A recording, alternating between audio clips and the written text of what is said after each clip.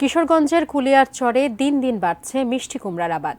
আধুনিক পদ্ধতিতে বাণিজ্যিক চাষাবাদে লাভবান হচ্ছেন কৃষকরা। বিষমুক্ত সবজি উৎপাদনে প্রশিক্ষণের মাধ্যমে কৃষকদের উদ্বুদ্ধ করছে কৃষি বিভাগ। ভৈরব প্রতিনিধি মোহাম্মদ তুহিন মোল্লার তথ্যছবিতে ডেস্ক রিপোর্ট।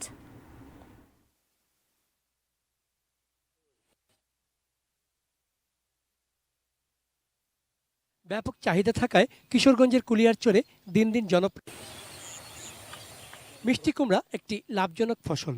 ব্যাপক চাহিদা থাকায় কিশোরগঞ্জের কুলিয়ারচরে দিন দিন জনপ্রিয় হয়ে উঠেছে বিষমুক্ত মিষ্টি কুমড়া চাষ। এতে ভাগ্য বদলেছে অনেক বেকার যুবক ও প্রান্তিক চাষির। মিষ্টি কুমড়া চাষে পানির তেমন একটা বেশি দরকার পড়ে না, সার নিড়ানি খরচও কম। পরিত্যক্ত মাঠ বা জমির আইলের পরেও এর আবাদ ভালো হয়।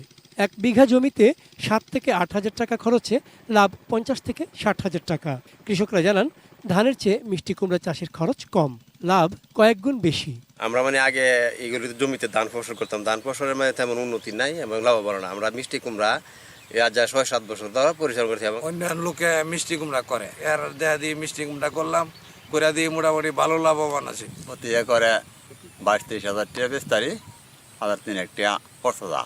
কুলিয়ারচরের মিষ্টি কুমড়া সরবরাহ হচ্ছে ঢাকাসহ দেশের বিভিন্ন স্থানে। কীটনাশক মুক্ত নিরাপদ ফলনে কৃষকদের প্রশিক্ষণ দিচ্ছে কৃষি দপ্তর। বিষমুক্তভাবে জৈবিক বালাইনাশক ব্যবহারের মাধ্যমে কুলিয়ারচরের মিষ্টি কুমড়া চাষাবাদ হয়ে থাকে।